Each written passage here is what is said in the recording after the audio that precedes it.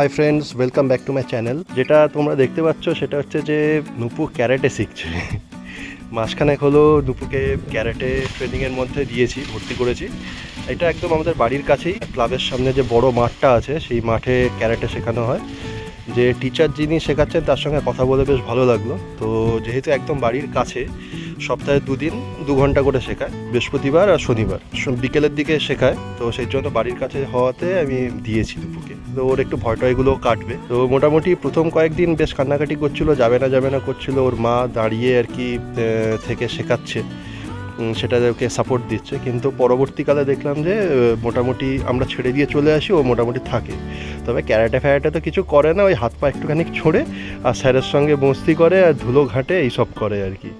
যাই হোক, এখন যেহেতু গরমকাল সেজন্য 5:30টার পরেই শেখানো শুরু হচ্ছে। তো 5:30 থেকে সন্ধ্যে অবধি 7:30 7টা অবধি থাকে। এবার যেটা দিতে চলেছি সেটা একটু খারাপ খবর। সেটা হচ্ছে যে আমাদের 30-32 বছর যে ফ্রিজ ছিল গোদরেজের, সেই ফ্রিজটি খারাপ হয়ে গেছে। আমাদের অনেক দিনের সঙ্গী, লাস্ট 10 বছরে বহুবার খারাপ হয়েছে ফ্রিজটা, আর আমরা অনেকবার সারাই করেছি, কিন্তু অ্যাট লাস্ট কম্প্রেসারটা একদম খারাপ হয়ে গেছে। এই জন্য টেকনিশিয়ান এসে বলেছে এটা আর একদম ব্যবহার করা যাবে না, একটা নতুন ফ্রিজ কিনতে হবে।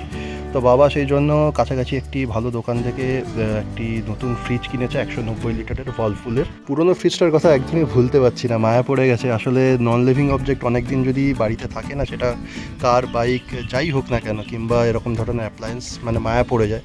আমার মনে আছে আমার তখন বয়স মনে হয় আমি ক্লাস 1-এ পড়ি, যখন বাবা, মা আর আমি গেছিলাম দক্ষিণাপদে ঢাকুরিয়ার কাছে, যেখান থেকে পুরনো গোদরেজের 165 লিটারের ফ্রিজটা কেনা হয়েছিল। আমার আবছা মনে আছে।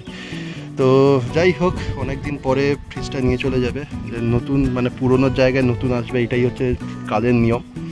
তো আমাদের নতুন ফ্রিজটা রান্নাঘরে সেট আপ করে দিয়েছে, মানে সেট আপ মানে জাস্ট রেখে দিয়েছে, বললো যে পরের দিন টেকনিশিয়ান এসে সব ঠিকঠাক করে দেবে। ফ্রিজটা 4 স্টার, সেজন্য কারেন্ট কনজামশন একটু কমই হবে, যেটা একটু বিলটা সাশ্রয় করবে।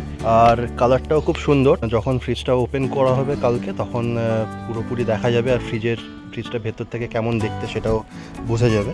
তো আপাতত পিচবোর্ডের কভার করা আছে, আমরা ওয়েট করছি কালকের জন্য। কালকে সকালের দিকে টেকনিশিয়ান আসবে বলেছে, তো ফোন করে আমরা কথা বলে নিয়েছি।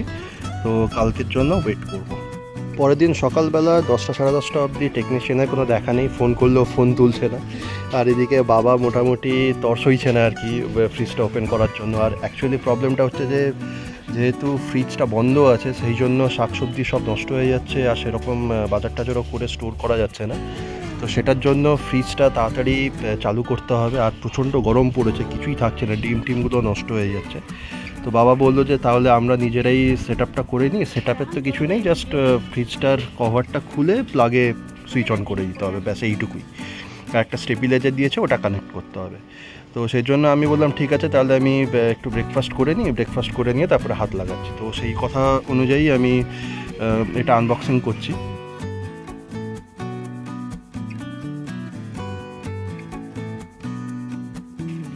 ফাইনালি বাইরের কভারটা আমরা বের করে দিয়েছি। এবার ভেতরে কিছু কুশনগুলো আছে, সেইগুলো আমরা খুলে দিচ্ছি। এবার এইটা হচ্ছে ফ্রিজের কালারটা, খুব সুন্দর কালার হয়েছে, তাই না?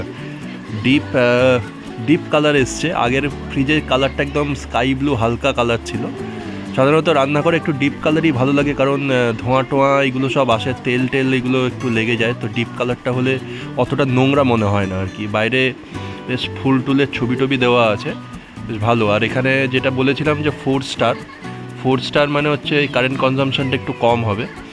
আর এখানে দেখতে পাচ্ছি যে 10 বছরের গ্যারেন্টি আছে, তো এটাও একটা ভালো ব্যাপার। তো টুকটাক কিছু যদি জিনিস খারাপ হয় তাহলে ওরা চেঞ্জ করে দেবে বলেছে।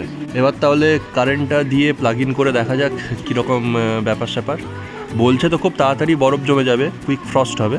সুইচ দিয়ে দিয়েছি, এবার ফ্রিজটা ডোরটা ওপেন করে দেখি। বাহ, ভেতরটা বেশ সুন্দর। ডিপ ফ্রিজটা আছে, এই যা ফ্রোজেন জোন, এটার মধ্যে বরফ জমানো যাবে। একটু পরেই আমি জল দিয়ে দেবো। তো জল দিলে তা কতক্ষণ তাড়াতাড়ি বরফটা জমে সেটা দেখতে হবে। এখানে মিল্ক জোন আছে, এখানে দুধ বা দইয়ের প্যাকেটগুলো রাখা যেতে পারে। আর অনেকগুলো সেলফ আছে, আর সেলফগুলো ওপর নিচ করার মতন পজিশান আছে, মানে যদি দরকার হয় একটু স্পেস বেশি দরকার হয় দুটো সেলফের মাঝখানে, তো কভারটা যে কাঁচের কভার দিয়েছে এইটা একটু ওপরে তুলে দিলে অনেকটা মাঝখানে জায়গাটা পেয়ে যাওয়া যাবে। আর নিচে আছে হচ্ছে ভেজি ফ্রেশ জোন, তো এইটার মধ্যে শাকসবজি রাখা যায়।